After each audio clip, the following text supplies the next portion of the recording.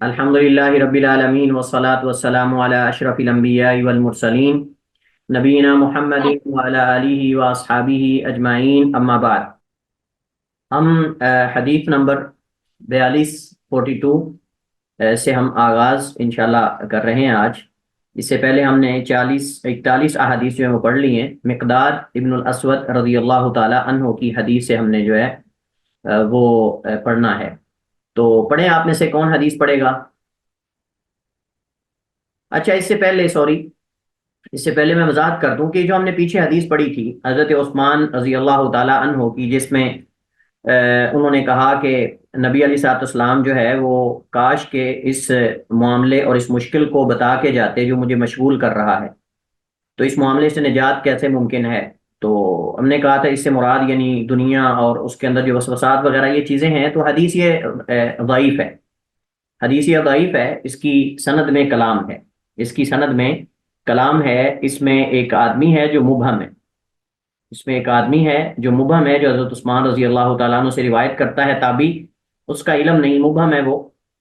और इसी तरह इसमें अबुल हुवैरिथ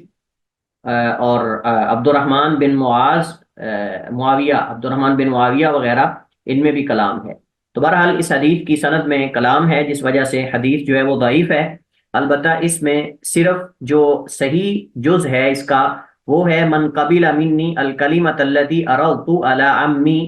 फरद्दहा फहिया लहू नजातुन। ये सही जुमला है मरफू हदीस इसकी। बाकी जो मौकूफ वाक़या है ये सही सनद से साबित नहीं है, ये सही सनद से साबित नहीं है। चलिए हदीस पढ़े। कौन पढ़ने लगा था हदीस आप में से? चलिए, टाइम कम है, मैं पढ़ता हूँ। वानिल मिक़दादी अन्नहु समिअ रसूलुल्लाह सल्लल्लाहु अलैहि वसल्लम यक़ूल ला यब्क़ा अला ज़हरिल अर्दि बैतु मदरिन वला वबरिन इल्ला अदख़लहुल्लाहु कलिमतल इस्लामी बिइज़्ज़ि अज़ीज़िन व ज़ुल्लि ज़लीलिन इम्मा यइज़्ज़ुहुमुल्लाहु फ़जअलहुम मिन अहलिहा फ़यदीनून लहा क़ुल्तु फ़यकूनु दीनु कुल्लुहु लिल्लाह। ये हदीस जो है मुस्नद अहमद वगैरह में और दीगर कुतुब हदीस में मौजूद है। हज़रत मिक़दाद, ये इनके वालिद का नाम अमर है, लेकिन इनको मिक़दाद इब्नुल अस्वद कहते हैं। कहा जाता है कि ये जो है वो असल तो इनके वालिद का नाम जो है वो अमर ही है, लेकिन चूंकि ये अस्वद की परवरिश में थे तो इस वजह से उनकी तरफ इनकी निस्बत जो है वो की जाने लगी। तो ये मिक़दाद बिन अमर हैं, जो कि मिक़दाद बिन अस्वद से मारूफ हैं, और ये बदरी सहाबी हैं और दो दो दफ़ा हिजरत करने वाले हैं, यानी हबशा की तरफ भी और फिर मदीना की तरफ भी हिजरत करने वाले हैं। और नबी करीम अलैहिस्सलाम के साथ तमाम गज़वात में शरीक रहे। और इसी तरह यानी आपकी वफ़ात के बाद भी शाम की फतूहात और मिस्र की फतूहात में भी इन्होंने शिरकत की। और इनकी वफ़ात 33 हिजरी को यानी 33 को इनकी वफ़ात हुई। और इनसे मरवी अहादीस जो हैं वो बुखारी मुस्लिम दीगर कुतुब अहादीस में इनसे मरवी अहादीस हैं, लेकिन उसकी तादाद का तयन नहीं है, वल्लाहु आलम। यानी कुछ अहादीस मुत्तफ़क़न अलैहि हैं और कुछ बुखारी और कुछ मुस्लिम में हैं, लेकिन उनकी तादाद जो है वो मुतय्यन नहीं है। बहरहाल चंद एक अहादीस भी इनसे जो है वो मरवी हैं। तो बयान करते हैं कि बेशक उन्होंने सुना नबी अलैहिस्सलाम से यक़ूलु, आप फरमा रहे थे, ला यबका, नहीं बाकी रहेगा, अला ज़हरिल अर्दी, इस ज़मीन की सतह पर, इस ज़मीन की सतह पर यानी इस ज़मीन पर, बैतु घर, मदरिन वो जो है वो मट्टी का बना हुआ यानी ईंटों का बना हुआ, वला वबरिन, और ना ही जो है वो बालों से बना हुआ। वबर ये औबार से है, इसकी जमा औबार आती है, मुराद इससे ऊंटों के बाल हैं या कोई भी जानवरों के बाल जिनसे वो खेमे तैयार करते थे। तो ये किनाया है, ये किनाया है। और मुराद मदर इनसे मुराद शहर और वबर इनसे मुराद बस्तियां और देहात वगैरह है। ये किनाया है, यानी जमीन का कोई भी हिस्सा पक्का या कच्चा,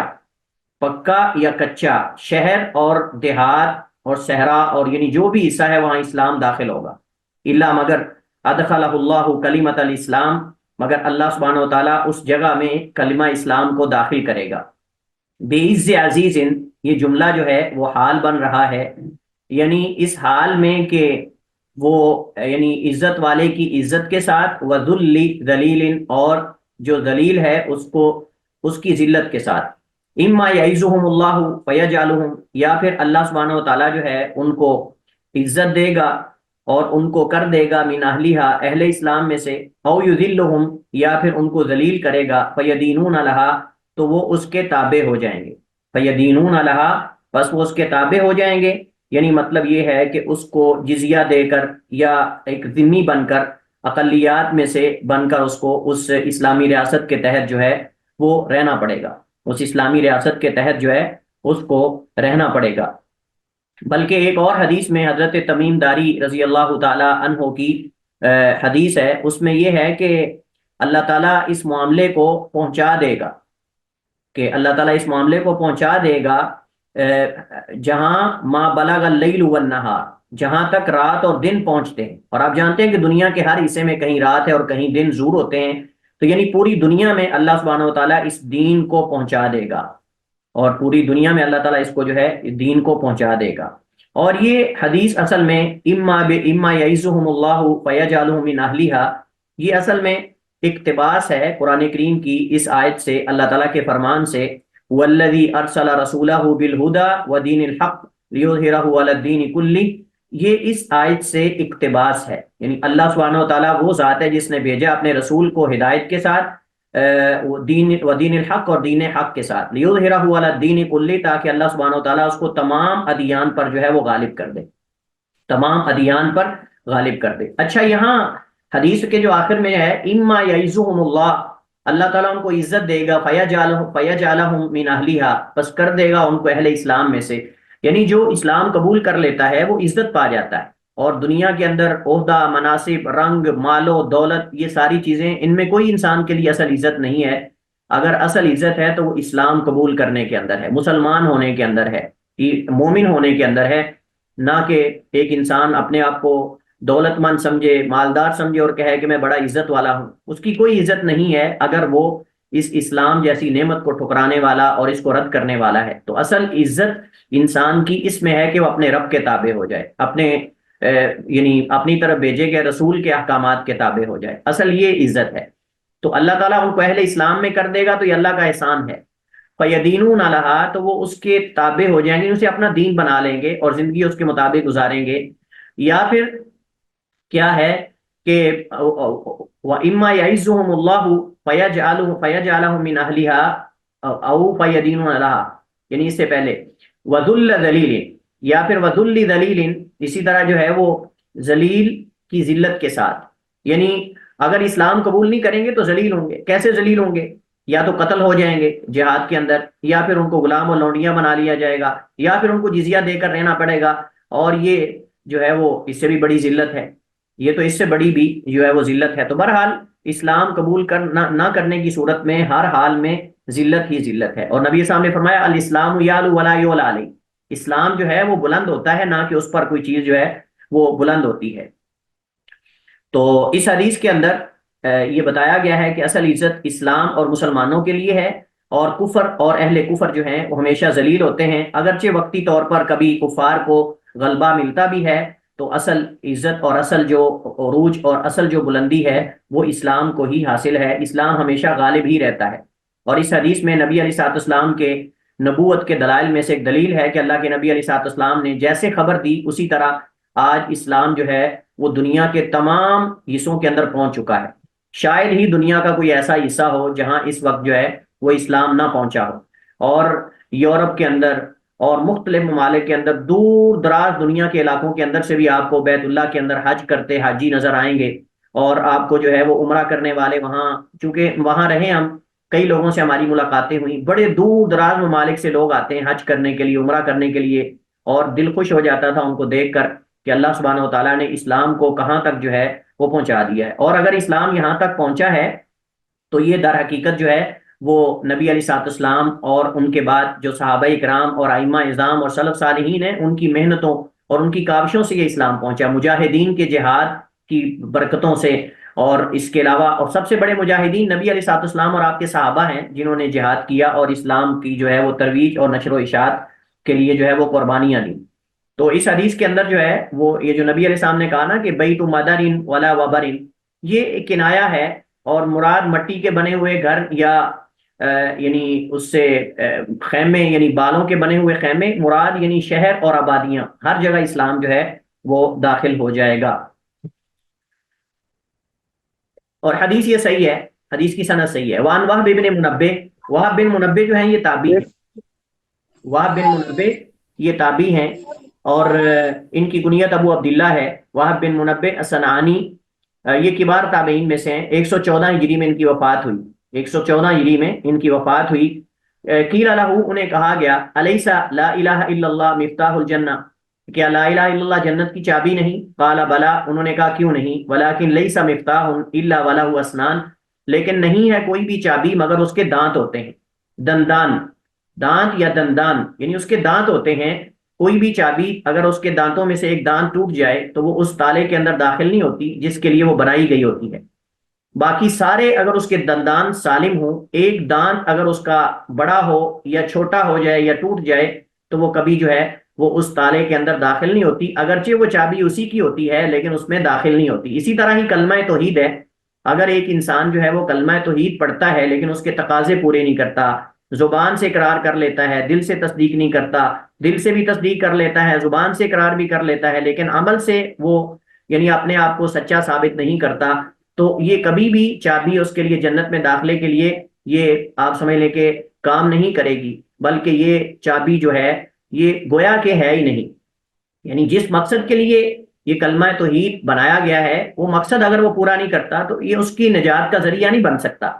تو اس وجہ سے چابی خالی نہیں ہوتی، اس چابی پہ دندان ہوتے ہیں، اس کے دانت ہوتے ہیں جو اس تالے کے اندر، مخصوص تالے کے اندر داخل ہوتے ہیں جس کے لیے وہ بنائی گئی ہوتی ہے، کسی دوسرے کے اندر داخل نہیں ہوتی۔ اور کلمہ توحید ایک ایسی چابی ہے کہ جو کسی دوسرے تالے میں نہیں لگتی، کسی دوسرے تالے میں نہیں لگتی، یہ اسی تالے میں لگے گی جس کے لیے وہ بنائی گئی ہے، اور وہ جنت ہے۔ تو جنت کی یہ چابی ہے کلمہ توحید، اور اس کے دندان ہے، اور وہ دندان اقرار ہے، تصدیق ہے اور عمل ہے، اس کے بغیر کبھی بھی یہ کامیاب نہیں رہے گی۔ اور یہی مقصد ہے اس حدیث کو یہاں جو ہے وہ لگانے کا۔ یہ حدیث جو ہے صحیح بخاری میں معلق ہے، صحیح بخاری میں معلق روایت کی گئی ہے، اور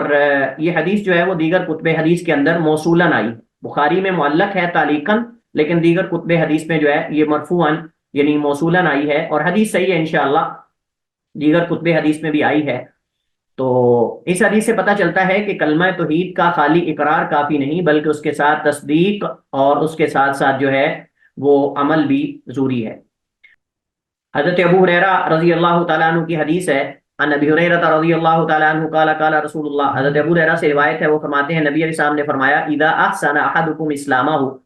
جب کوئی شخص اپنے اسلام کو اچھا کر لے، فکل حسنۃ یعملها، یعنی اچھا کرنے سے مراد یہ ہے کہ وہ توحید والا، وہ توحید والا ہو، اور وہ عمل کرے تو صرف اللہ کے لیے کرے اور سنت کے مطابق کرے، یہ حسن اسلام ہے۔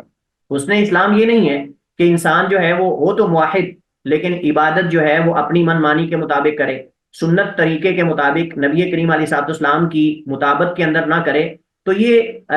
حسن عمل نہیں ہے۔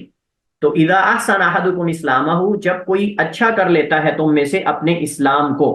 یعنی اس کا اسلام حقیقی ہو، دل سے اس نے اسلام کو قبول کیا ہو، منافقین کی طرح وہ اسلام کا لبادہ اوڑھنے والا نہ ہو ظاہراً، اور باطن میں اسلام میں فساد پیدا کرنے اور مسلمانوں کو نقصان دینے کے لیے اسلام میں داخل نہ ہوا ہو، بلکہ وہ اسلام کے نفع کے لیے اور اسی طرح دل سے اسلام کو قبول کرنے والا ہو اور سنت کے مطابق عمل کرنے والا ہو۔ فکل حسنۃ، تو اس صورت میں ہر نیکی جو ہے یا عمل ہوا جو وہ عمل کرتا ہے، تکتب لہ، اس کے لیے لکھی جاتی ہے، بعشر امثالھا، 10 گنا سے لے کر الی 700 ضعف، 700 گنا تک، اخلاص کے مطابق۔ جس قدر انسان کے دل کے اندر اخلاص ہوگا اس قدر اللہ تعالیٰ اس کی اس نیکی کو لکھے گا۔ اگر انسان کے اندر اخلاص بہت زیادہ ہے تو اللہ تعالیٰ 700 گنا تک بھی آپ کے ایک نیکی کے عمل کو لکھ دے گا، یعنی ایک نیکی کریں گے آپ لیکن اللہ تعالیٰ اس کو 700 نیکیاں شمار کرے گا۔ جس قدر خلوص زیادہ ہوگا، اخلاص سے عمل آپ کریں گے اللہ تعالیٰ کی ذات کے لیے اور سنت کے مطابق کریں گے، اسی قدر اللہ تعالیٰ اس میں اجر و ثواب میں بھی اضافہ کرے گا۔ اور بسا اوقات انسان نیکی کرتا ہے لیکن خلوص نہ ہونے کی وجہ سے وہ وبال جان بن جاتی ہے، اور بسا اوقات اس کا آدھا اجر ملتا ہے اور بسا اوقات کچھ اجر ملتا ہے۔ تو یہ انسان کی نیت کے مطابق ہے، یہ انسان کی نیت کے مطابق ہے، اور یہ اللہ سبحانہ و تعالیٰ کا خاص فضل و کرم ہے کہ اللہ سبحانہ و تعالیٰ نے، دیکھیں انسان نیکی ایک کرتا ہے لیکن اللہ تعالیٰ اس کی جزا دیکھیں 10 گنا سے لے کر 700 گنا تک دیتا ہے۔ تو ایک اور حدیث میں نبی علیہ الصلوۃ والسلام نے فرمایا کہ کتب اللہ حسنات و سیئات، اللہ تعالیٰ نے اچھائیاں اور نیکیاں لکھی، اور اللہ تعالیٰ فرشتوں کو فرماتا ہے کہ میرا بندہ اگر نیکی کرتا ہے تو اس کی 10 سے 700 گنا تک لکھ دو، اور اگر وہ نیکی کرنے کا ارادہ کر کے نیکی نہ کر سکے پھر بھی اس کی نیکی لکھ دو، یعنی اس کے لیے ایک نیکی لکھ دو۔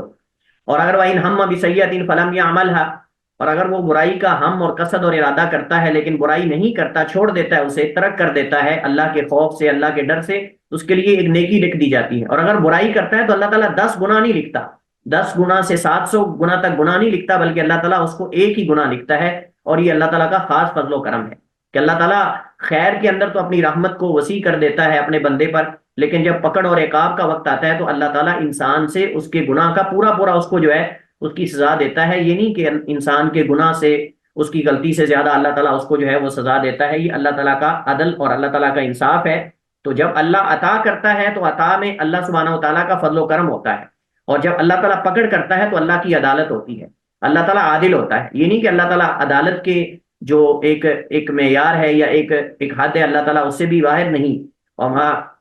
اس طرح جو ہے وہ ہمارا ربو کا بظلام للعبید، پھر رب اپنے بندوں پہ ظلم نہیں کرنے والا، ایک ذرہ برابر بھی اللہ اپنے بندوں پر ظلم نہیں کرتا۔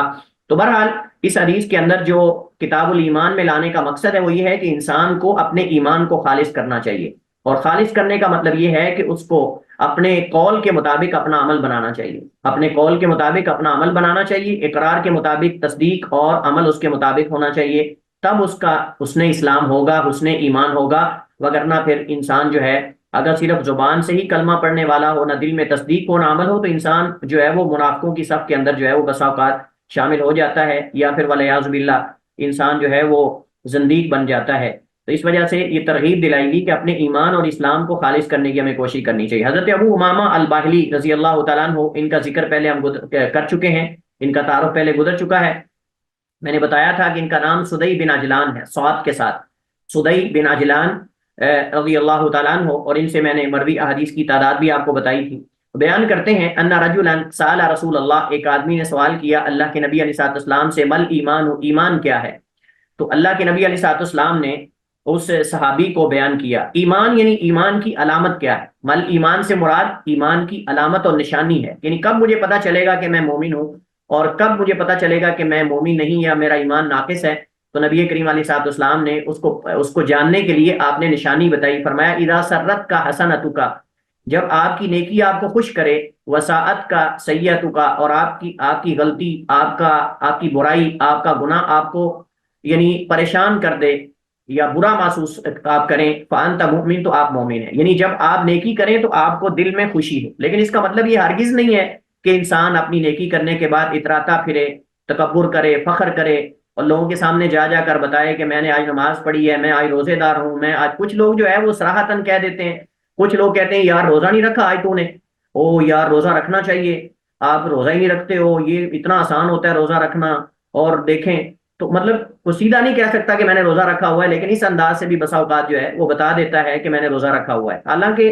ٹھیک ہے، ترغیب کے لیے اگر آپ کہتے ہیں تو کوئی حرج نہیں، لیکن اگر یہ مقصد ہو کہ جی میں اس کو بتاؤں کہ میں نے آج روزہ رکھا ہوا ہے، یا میں نے آج جو ہے وہ قیام کیا ہے رات کو، سبحان اللہ، تابعین جو ہیں اور سلف صالحین تو اس کو بہت چھپاتے تھے، بہت زیادہ چھپاتے تھے۔ ایک تابعی ہیں وہ بیان کرتے ہیں، ان سے کسی نے پوچھا کہ رات کو ستارہ جب ٹوٹا ہے تو تم نے دیکھا ہے کہ وہ ستارہ ٹوٹا ہے؟ تو کہتے ہیں ہاں میں نے دیکھا ہے، لیکن ساتھ ہی وضاحت کر دی کہ میں کوئی قیام نہیں کر رہا تھا، بلکہ مجھے بچھو نے کاٹا تھا اور میں درد کی وجہ سے مجھے نیند نہیں آئی۔ بعد دفعہ سلف صالحین کو رونا آتا تھا اللہ کے خوف اور ڈر سے، لیکن اگر وہ دیکھ لیتا تو زکام کا، نزلے کا بہانہ کر لیتے تھے کہ مجھے تو زکام لگا ہوا، اور کہتے تھے کتنا برا یہ نزلہ ہے کہ یہ تکلیف دے رہا ہے، یعنی اس طرح کی بات کر دیتے تھے کہ گویا کہ ان کو نزلہ یا زکام لگا ہوا ہے، حالانکہ وہ رو رہے ہوتے تھے اللہ کے خوف اور اللہ کے ڈر سے قرآن کی آیات پڑھتے ہوئے، لیکن اگر کوئی دیکھ لیتا تو اپنے رونے کو اس قدر چھپاتے کہ اس کو زکام اور نزلے کا نام دے دیتے تھے۔ لیکن افسوس ہے کہ ہم تو نہ بھی رونا آ رہا تو ہم دوسروں کو رونا بنا کر دکھاتے ہیں تاکہ پتہ چلے کہ یہ فتنے۔ آپ دیکھیں نماز تراویح کے اندر کئی قرہ آپ کو ایسے نظر آئیں گے کہ جو جان بوجھ کر بناوٹی اور مصنوعی دعائیں کرتے ہیں، رٹے لگا کر لوگوں کو صرف روانے کی خاطر، اور دل کے اندر اخلاص اور یہ چیزیں آپ دیکھیں کہ ہم یہ نہیں کہتے کہ سب اس طرح کرتے ہیں، لیکن آپ دیکھیں کہ کئی ان میں سے ایسے ہوتے ہیں۔ تو حضرت ابو امامہ الباہلی رضی اللہ تعالی عنہ کی یہ جو حدیث ہے، اللہ کے نبی علیہ الصلوۃ والسلام نے اس کے اندر ایمان کی علامت اور نشانی بتائی، فرمایا کہ اذا سرت کا حسنتک، جب آپ کی نیکی آپ کو خوش کر دے اور آپ کی برائی اور گناہ آپ کو پریشان کر دے، فانتا مؤمن، تو آپ مومن ہیں۔ نبی علیہ الصلوۃ والسلام نے ایک اور حدیث کے اندر فرمایا کہ مومن جو ہے اگر وہ گناہ کرنے لگتا ہے تو اس کو ایسے لگتا ہے جیسے اس کو پہاڑ ہے جو گرنے والا ہے، اور منافق جو ہوتا ہے یا دوسرا کوئی شخص ہوتا ہے وہ ایسے جیسے ناک پہ مکھی بیٹھی اور اس نے اڑا دی، اس کو کوئی ٹینشن ہی نہیں، یعنی نظر انداز کر دیتا ہے، گناہ کر بھی رہا ہے۔ تو اس طرح بات صحابہ کرام سے ہے کہ جن خطاؤں اور جن گناہوں کو ہم بہت بڑا سمجھتے تھے، آج تم نے ان کو ہلکا سمجھنا شروع کر دیا ہے۔ تو یہ بہرحال ایمان کے بقدر ہوتا ہے، جس قدر انسان کے دل کے اندر ایمان مضبوط ہوتا ہے اس قدر اس کو اپنا گناہ جو ہے وہ بھاری نظر آتا ہے اور پریشان کرتا ہے اور گناہوں کی نوست میں سے ایک نوست یہ ہے کہ گناہ انسان کو پریشان کرتے ہیں، اور گناہ کی سزاؤں میں سے ایک یہ ہے کہ گناہ کے بعد دوبارہ گناہ انسان کرتا ہے، اور نیکی کی جزا میں سے ایک یہ ہے کہ انسان نیکی کے بعد دوسری نیکی کی توفیق ملتی ہے۔ نیکی کریں گے تو دوسری نیکی کی توفیق ملے گی، گناہ کریں گے تو آپ دوسرا گناہ کریں گے، پھر تیسرا کریں گے۔ اس وجہ سے اگر گناہ اور غلطی ہو جائے تو انسان کو فوراً توبہ طائب ہونا چاہیے اور گناہوں پہ اصرار نہیں کرنا چاہیے، کیونکہ انسان ایک کے بعد دوسرا گناہ، دوسرے کے بعد تیسرا، اور یہ بھی گناہوں کی سزا ہے، یہ بھی گناہوں کی سزا ہے، اور پھر اللہ تعالیٰ انسان کو اچانک پکڑتا ہے، پھر اللہ تعالیٰ انسان کو جو ہے وہ اچانک جو ہے وہ پکڑتا ہے۔ جی، تو فرمایا کہ فمل اثم، قال یا رسول اللہ، اے اللہ کے رسول، فمل اثم، گناہ کیا ہے؟ فرمایا اذا حاک فی نفسک شیء فدعہ، جب آپ کے نفس میں کوئی چیز کھٹکے تو اس کو چھوڑ دو، جب آپ کے نفس میں کوئی چیز کھٹکے تو اس کو چھوڑ دو، یعنی یہ ایمان کی علامت اور نشانی ہے کہ اگر آپ کے نفس کے اندر کوئی آپ کام کرنے لگے ہیں، اس کے بارے میں کھٹکا ہے کہ یہ شاید میں برا کر رہا ہوں، اس کو چھوڑ دو، یہی ایمان ہے۔ اور اگر ایمان کمزور ہوگا تو آپ کر لیں گے اس کو، اگرچہ آپ کے نفس کے اندر کھٹکا ہے۔ دیکھیں مومن کے اندر اللہ تعالیٰ نے ایک جیسے وائبریٹ سسٹم ہوتا ہے نا، کہ کوئی چیز اگر وہ جیسے سکین کی ہوتی چیزیں، آپ اگر ایئرپورٹ پہ جاتے ہیں تو وہاں سے اگر آپ وہ غیر قانونی چیزیں لے کر جاتے ہیں تو وائبریٹ ہوتی ہے مشین، اس طرح مومن کا دل وائبریٹ کرتا ہے۔ جب انسان کوئی غلط کام کرتا ہے تو اس کے اندر آٹومیٹک ایک سسٹم ہے کہ اس کا دل وائبریٹ کرتا ہے، حرکت کرتا ہے، نفس لوامہ انسان کے اندر اللہ تعالیٰ نے رکھا ہوا ہے، تو وہ انسان کو ملامت کرتا ہے اور انسان کا دل کھٹکتا ہے۔ اب یقین جانیں جب بھی کوئی گناہ کا کام انسان کرتا ہے نا، اگرچہ وہ اپنے آپ کو یہ قائل کر رہا ہوتا ہے کہ نہیں یہ کام صحیح ہوگا، اس میں کوئی، لیکن دل اس کا اس اپنے دل سے پوچھنا چاہیے تو اس کا دل اس کے بارے میں کیا کہہ رہا ہے۔ تو دل یقیناً جو ہے اس کے بارے میں کھٹکتا ہے، اور جس کے بارے میں دل کھٹکے کہ شاید یہ کام غلط ہوگا تو اس کو چھوڑ دینا چاہیے۔ اور ویسے بھی جو شبہات والی چیزیں ہیں، نبی صاحب نے فرمایا اتقوا شبہات، شبہات والی چیزوں سے بچ جاؤ، کیونکہ شبہات والی چیزیں اور کام کرنے سے انسان حرام میں واقع ہو جاتا ہے، کیونکہ جب حرام کے قریب قریب پھٹکیں گے، حرام کے قریب قریب گزریں گے تو صاف ظاہر ہے کہ اس میں واقع ہونے کا بھی امکان اور ڈر ہے، لیکن جب دور دور سے بھی ہم اس کے پاس سے نہیں گزریں گے تو ہم اس سے اپنے آپ کو بچا لیں گے اور اس سے جو ہے وہ محفوظ ہو جائیں گے، اس سے ہم محفوظ ہو جائیں گے اور اپنے آپ کو جو ہے وہ اس سے بچا لیں گے۔ حضرت ابو امامہ الباہلی رضی اللہ تعالی عنہ کی حدیث ہم نے پڑھی تھی کہ جب آپ کو آپ کی نیکی خوش کرے اور آپ کی برائی آپ کو پریشان کرے، آپ کا گناہ، تو آپ سمجھیں کہ آپ مومن ہیں۔ اور اسی طرح نبی علیہ السلام سے پوچھا گیا کہ گناہ کیا ہے، تو آپ نے فرمایا کہ جب آپ کے نفس میں کوئی چیز کھٹکے تو اسے چھوڑ دیں، آپ یہ اصل میں یعنی آپ سمجھ لیں ایمان ہے، اور گناہ یہ ہے کہ آپ کے نفس میں وہ کھٹکے یا کھٹکا پیدا کرے، یعنی تردد ہو کہ آپ کریں کہ نہ کریں۔ ٹھیک ہے، اس حدیث کے اندر پہلا فائدہ یہ ہے کہ جو نیکیاں ہیں، جو اچھائیاں ہیں، خیر کے کام ہیں، ان کی محبت، ان سے محبت کرنا یہ علامت ایمان میں سے، اور گناہوں سے نفرت کرنا یہ اصل میں علامت ایمان میں سے، یعنی نیکیوں سے محبت اور گناہوں سے نفرت یہ ایمان کی علامت اور ایمان کی نشانی ہے۔ اسی طرح اس حدیث سے یہ پتہ چلتا ہے کہ جس چیز کے کرنے سے دل کے اندر تردد ہو، دل کے اندر جو ہے وہ گھٹن ہو، تو اس کام کو چھوڑ دینا چاہیے، اس کام کو چھوڑ دینا چاہیے۔ اور اس حدیث کے اندر اس چیز کا بھی بیان ہے کہ مومن کامل ایمان والا وہ ہے کہ جو اطاعت اور معصیت اور اسی طرح جو ہے وہ اچھے اور برے میں تمیز کرنے والا مومن وہ ہے جو اطاعت اور معصیت اور اسی طرح اچھے اور برے میں تمیز کرنے والا، ٹھیک ہے، یعنی انسان کو جو ہے وہ اس بات کی تمیز ہو کہ اگر میں گناہ کروں گا تو اس کا کیا نقصان ہے، اگر میں نیکی کروں گا تو اس کا کیا فائدہ ہے۔ اس حدیث کو اس وجہ سے جو ہے وہ یہاں ذکر کیا گیا ہے۔ اور اسی طرح اس حدیث کے اندر اس چیز کا بھی بیان ہے کہ انسان ہے اس کو چاہیے کہ وہ ہمیشہ محتاط رہے، اور وہ ہمیشہ محتاط رہے، اور نیکی پر خوش ہونے سے انسان کو جو ہے وہ ایک طرح کا آپ سمجھ لیں کہ حوصلہ ملتا ہے،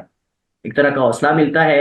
اور یہ نیکی پر انسان خوش کب ہوگا؟ جب وہ اللہ تعالیٰ کے خوف اور اللہ تعالیٰ سے امید سے نیکی کرے گا، اللہ تعالیٰ کے خوف اور اللہ تعالیٰ کی اس سے امید سے نیکی کرے گا کہ اللہ تعالیٰ میرے اس عمل کو ضائع نہیں کرے گا، اور اللہ تعالیٰ مجھے اس کا اچھا بدلہ عطا فرمائے گا، اللہ تعالیٰ مجھے اس کا جو ہے وہ اچھا بدلہ عطا فرمائے گا۔ اور اس حدیث سے یہ بھی ہمیں پتہ چلتا ہے کہ برائی پر انسان کو پریشان ہونا چاہیے، گناہ کرنے پر انسان کو ندامت اختیار کرنی چاہیے، اور یہ توبہ کی شروط میں سے ایک شرط ہے، توبہ کی شروط میں سے یہ ایک بنیادی شرط ہے کہ انسان کو اپنے کیے پر افسوس ہو، ندامت ہو، اور انسان افسردہ ہو، اس کے بعد پھر انسان اللہ تعالیٰ سے اس کام کے نہ کرنے کا وعدہ کرے، اس گناہ کے نہ کرنے کا وعدہ کرے، پھر اس کو چھوڑ دے۔ یہ اصل میں توبہ کی شروط میں سے ہے۔ جو شخص جو ہے وہ گناہ پر اس کو افسوس ہی نہیں ہے، وہ توبہ کرے گا بھی تو اس کی توبہ قبول نہیں۔ تو اس وجہ سے گناہ کرنے کے بعد افسوس ہونا چاہیے انسان کو، افسردگی ہونی چاہیے، پشیمانی ہونی چاہیے، اور پریشان ہونا چاہیے انسان کو۔ اس کے بعد حضرت عمر بن عبسہ رضی اللہ تعالی عنہ کی حدیث ہے، قالا انہوں نے کہا اتیت رسول اللہ کے پاس۔ عمر بن عبسہ رضی اللہ تعالی عنہ چوتھے مسلمان ہونے والے ہیں، چوتھے مسلمان ہونے والے صحابی ہیں، اور ان کی وفات حضرت عثمان رضی اللہ تعالیٰ عنہ کے دور خلافت کے آخر میں ان کی وفات ہوئی۔ بیان کرتے ہیں اتیت رسول اللہ صلی اللہ علیہ وسلم، میں اللہ کے نبی علیہ السلام کے پاس آیا، فقلت، میں نے کہا یا رسول اللہ، اے اللہ کے رسول، من معک علی ھذا الامر، اس دین پر آپ کے ساتھ کون ہے، اس دین پر آپ کے ساتھ کون ہے؟ تو نبی کریم صلی اللہ علیہ وسلم نے فرمایا کہ حر و عبد، حر و عبد، یعنی اس پر میرے ساتھ جو ہے وہ آزاد بھی ہیں اور غلام بھی ہیں، یعنی دونوں طرح کے ہیں۔ بعض علماء کہتے ہیں حر سے مراد ابو بکر صدیق ہیں، اور عبد سے مراد بلال ہیں، بعض کہتے ہیں زید بن حارثہ ہے، یعنی حر سے مراد ابو بکر صدیق ہیں، اور عبد سے مراد جو ہے وہ زید بن حارثہ ہیں، بعض کہتے ہیں اس سے مراد جو ہے بلال ہیں۔ بہرحال یہ حدیث جو ہے وہ عام معنی میں ہے کہ آزاد بھی میرے اس دعوت اور اس دین کو قبول کرنے والے ہیں، اور غلام بھی میری اس دعوت اور اس یعنی اس دین کو قبول کرنے والے ہیں، یعنی دونوں لوگ، دونوں طرح کے لوگ جو ہیں وہ میرے موافق ہیں۔ یہ نہیں ہے کہ صرف آزاد ہیں، اور نہ صرف یہ ہے کہ یعنی وہ صرف غلام ہیں۔ تو کہتے ہیں قل، تو میں نے کہا مل اسلام، اسلام کیا ہے؟ قال، تو آپ نے فرمایا کہ طیب الکلام، یعنی عمدہ گفتگو، پاکیزہ کلام، اچھی کلام، و طیب بھی کہہ سکتے ہیں، طیب الکلام یعنی پاکیزہ اور اچھی گفتگو، و اطعام الطعام، اور کھانا کھلانا، و اطعام الطعام اور کھانا کھلانا۔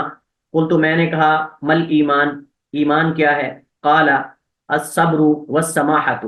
یعنی اس کا مطلب یہ نہیں ہے کہ اسلام صرف انہی چیزوں کے اندر ہے، بلکہ مراد یہاں صحابی کا سوال کرنے سے اسلام کی خصلتیں، اسلام کی خوبیاں، اسلام کے محاسن ہیں،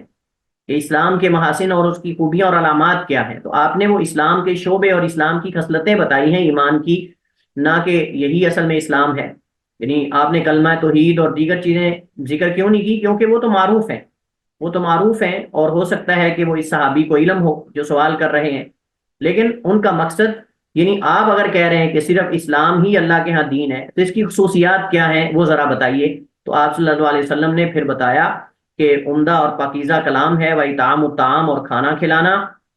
تو کہتے ہیں پھر میں نے سوال کیا مل ایمان، ایمان کیا ہے؟ قال الصبر، صبر کرنا، الصبر صبر کرنا۔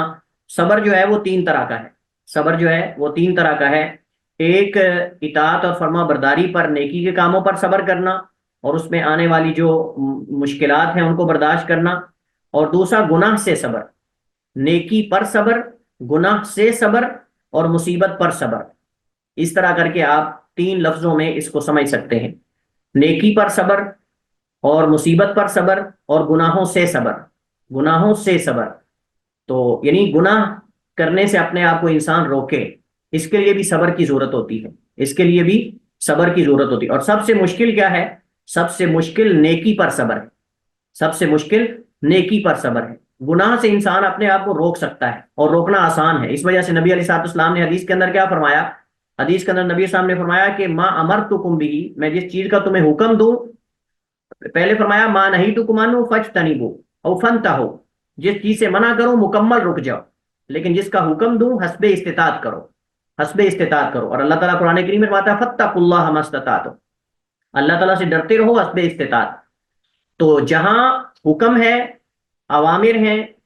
نیکیاں کرنے کا حکم ہے، اطاعت کرنے کا حکم ہے، وہاں حسب استطاعت ہے، لیکن برائی سے مکمل طور پر رکنے کا حکم ہے۔ یہ نہیں کہ انسان کہے کہ نہیں میرے اندر یہ استطاعت نہیں ہے، اور میں یہ نہیں، برائی کی انسان کے اندر مکمل استطاعت ہے اپنے آپ کو روکنے کی۔ تو اس وجہ سے گناہوں سے صبر، والسماحہ اور درگزر کرنا اور نرمی کرنا، والسماحہ اور درگزر کرنا، نرمی کرنا۔ بعض علماء نے سماحہ سے مراد جو ہے وہ سخاوت، زہد، دنیا کے اندر احسان، کرم، فقراء کے ساتھ احسان وغیرہ لیا ہے۔ تو بہرحال یہ لفظ بہت وسیع ہے سماحہ کا، جس کے اندر جب ہم درگزر اور نرمی وغیرہ کہیں گے تو نرمی کھینچ لاتی ہے ان تمام امور کو جو میں نے ذکر کیے ہیں، یعنی سخاوت کرنا، احسان کرنا، اور کرم نوازی کرنا فقراء پر، محتاج لوگوں پر،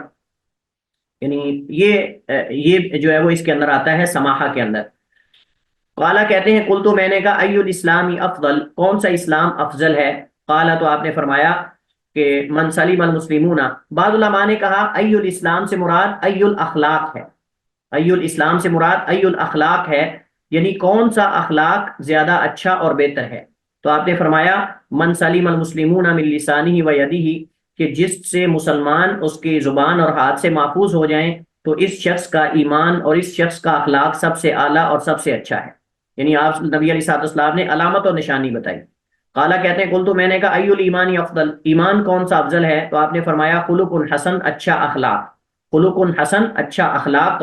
لفظ اخلاق ہوتا ہے، اخلاق نہیں ہوتا، لفظ اخلاق ہوتا ہے، اخلاق نہیں ہوتا۔ ہمارے ہاں غلط العام ہے، کچھ لوگ اخلاق کو اخلاق پڑھتے ہیں، تو لفظ اخلاق ہے، یہ خلق کی جمع اخلاق ہے، یعنی اچھی خصلتیں، اچھی خوبیاں، جو اچھے افعال ہوتے ہیں، اقوال اور اعمال دونوں اس کے اندر شامل ہوتے ہیں اخلاق کے اندر۔ خلق حسن، اچھا اخلاق،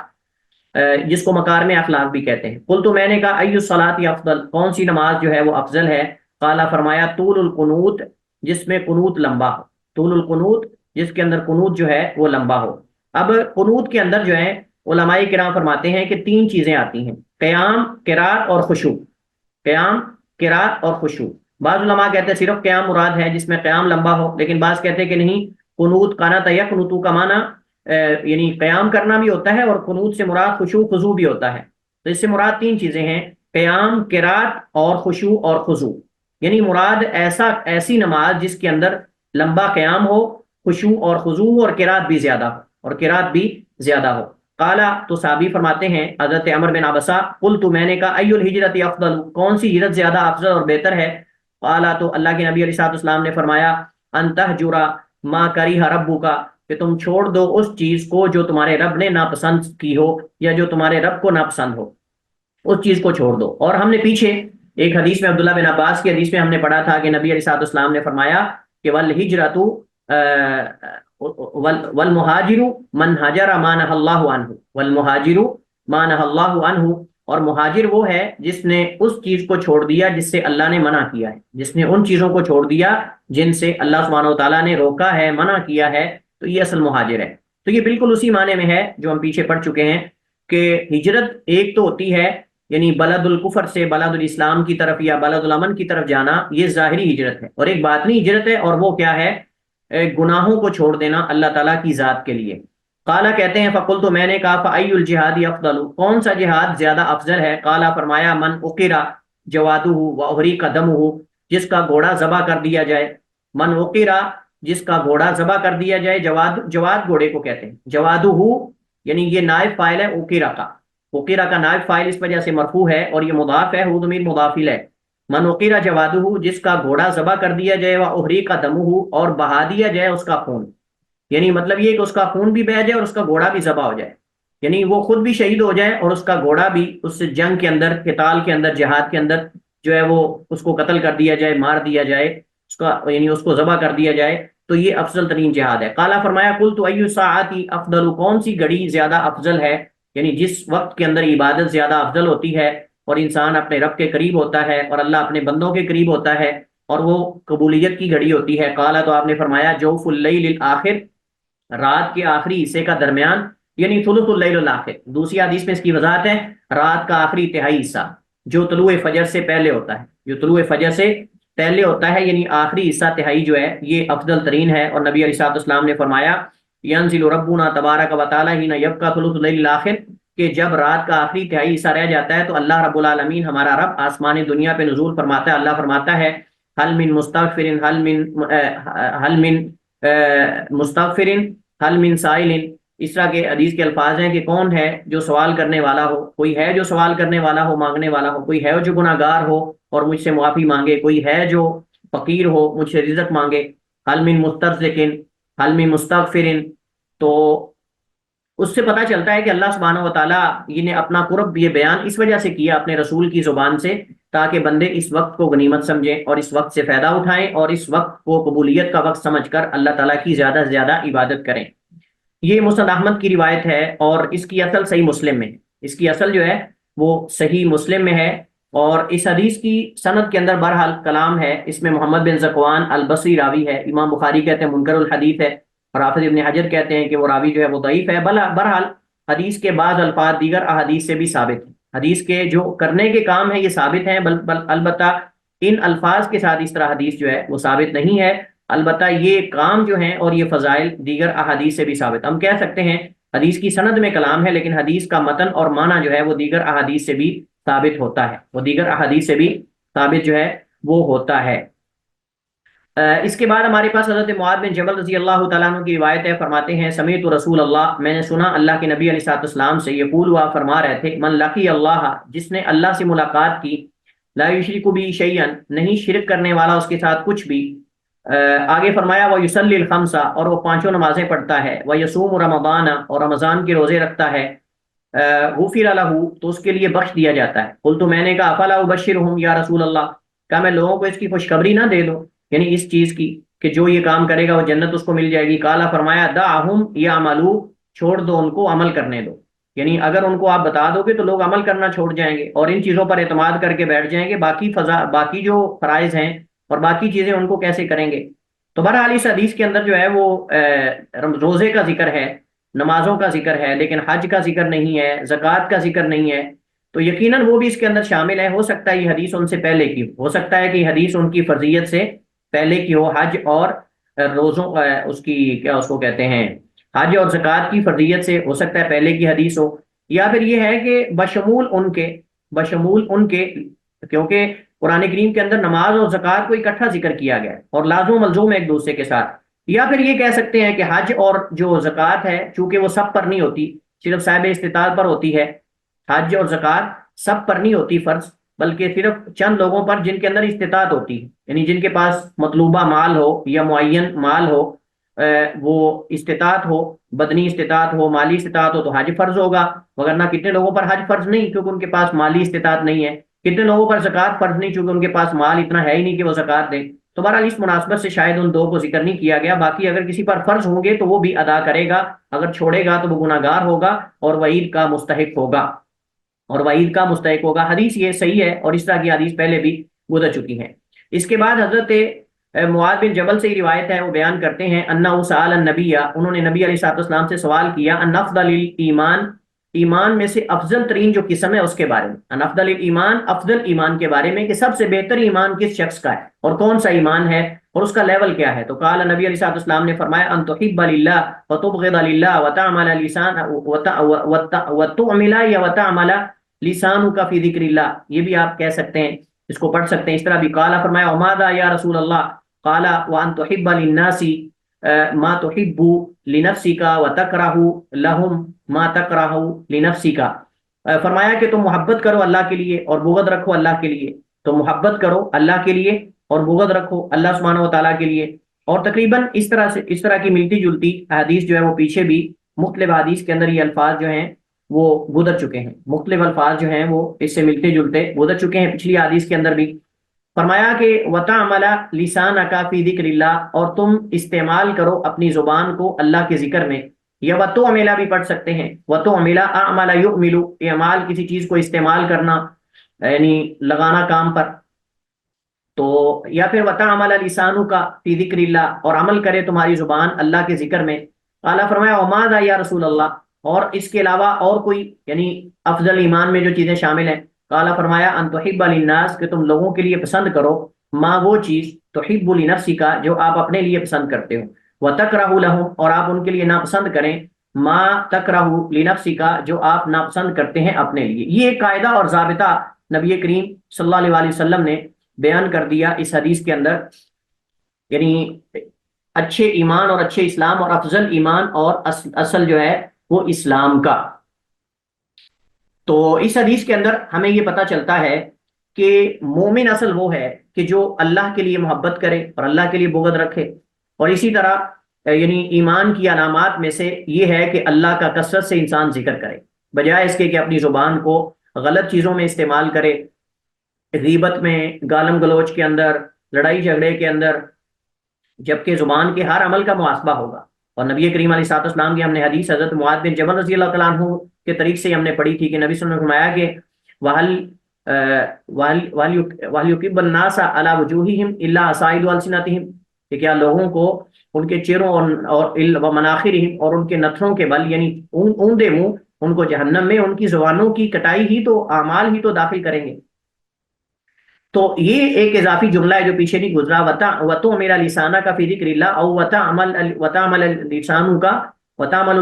فِي ذِكْرِ اللَّهِ، اصل میں ان آ گیا تو اس وجہ سے مضارع کو نصب دے گا وَتَعْمَلَ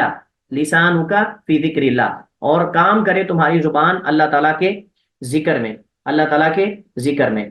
اسی طرح اس حدیث کے اندر یہ بیان ہے کہ ہم اپنے لیے جو پسند کرتے ہیں وہ دوسروں کے لیے بھی پسند کریں، جو عزت آپ اپنے لیے چاہتے ہیں وہ دوسروں کی بھی کریں۔ یہ نہیں کہ آپ دوسروں سے تو عزت کا مطالبہ کریں لیکن خود آپ دوسروں کی عزت نہ کریں، یعنی جس طرح کی آپ رسپیکٹ خود چاہتے ہیں اس طرح کی آپ دوسروں کی کریں۔ اگر دوسروں کی آپ اس طرح کی رسپیکٹ کریں گے تو وہ آپ کی اس طرح کی کریں گے۔ جس طرح کا مال آپ چاہتے ہیں اس طرح کا دوسروں کو دیں،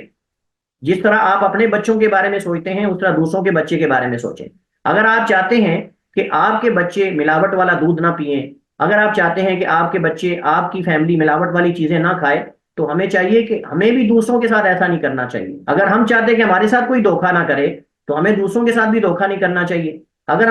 ہمیں یہ پسند ہے کہ ہم جو ہے وہ ہمارے ساتھ کوئی بندہ جو ہے وہ فراڈ نہ کرے اور غلط بیانی نہ کرے، تو ہمیں بھی دوسروں کے ساتھ ایسا غلط بیانی اور یہ چیزیں نہیں کرنی چاہیے۔ یہ نہیں ہے کہ ہم دوسروں سے تو ایسی چیزوں کا مطالبہ کریں لیکن خود جو ہے وہ ہم خود ادا نہ کریں۔ تو انسان جو اپنے بارے میں سوچتا ہے وہی انسان کو جو ہے وہ دوسروں کے بارے میں انسان کو سوچنا چاہیے۔ یہ نہیں ہے کہ انسان جو ہے وہ خود اپنے بارے میں یعنی صحیح سوچے اور مثبت سوچے اور دوسروں کے بارے میں انسان جو ہے وہ منفی سوچے، اور اکثر ہماری جو زبان ہے وہ اللہ کے ذکر میں تر رہنی چاہیے۔ یہ جو حدیث ذکر کی گئی ہے یہ حدیث کی سند صحیح ہے، اس حدیث کی سند جو ہے وہ صحیح ہے۔ یہاں صاحب کتاب نے اس حدیث کی سند کو ضعیف کہا ہے لیکن یہ بات درست نہیں ہے، حدیث کی سند صحیح ہے۔ حدیث کی سند مسند احمد میں اور دیگر کتب حدیث میں بھی حدیث موجود ہے اور حدیث کی سند صحیح ہے، اس کو ضعیف کہنا یہ محل نظر ہے، حدیث صحیح ہے۔ واللہ تعالی اعلم واحکم، وصلی اللہ وسلم علی نبینا محمد وعلی آلہ وصحبہ وسلم۔